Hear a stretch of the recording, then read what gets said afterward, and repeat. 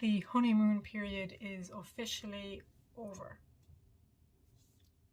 Stage 2 was 38.5 kilometers, which is basically a marathon, right?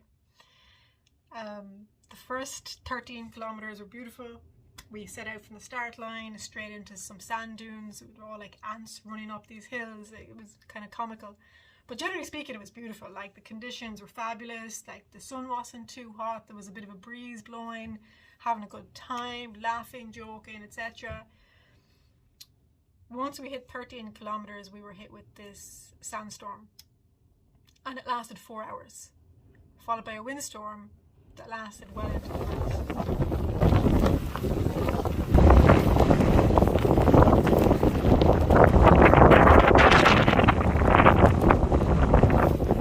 And it was complete misery. Like, so many thoughts went through my head. You know, can I do this? Should I do this?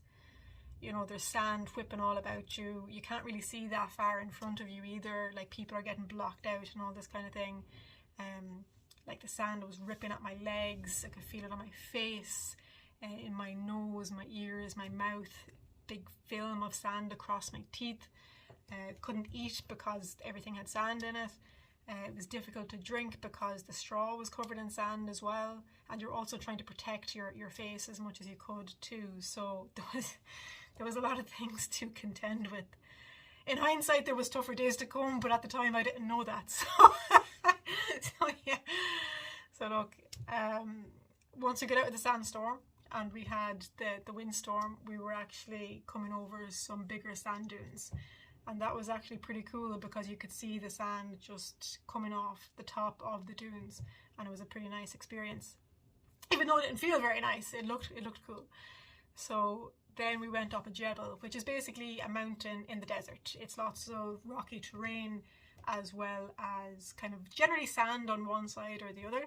So once we got to the top of this Jebel, there was this unbelievable view laid out in front of you, and it was a vertical incline. No video will do justice to this, but it was, I mean, straight down. And the best way to get down sand like this is to basically ski down it. So you get your poles in, you dig your heels in, and you go straight down the side. I had the best fun. I really, really enjoyed that. So then, look, eventually when we got back to camp, like, tents were down, wind was still blowing like crazy. There was sand everywhere. Sand just got into everything. It was impossible to heat up water properly, to make your meal. Even trying to sleep, you had to choose between being really, really hot in your sleeping bag because the temperatures are really high, or trying to sleep on the outside of your sleeping bag, but accepting that you were going to be getting sand absolutely everywhere for the night. So yeah, stage 2 was stage 2 was a challenging time, but there was definitely more difficult times to come.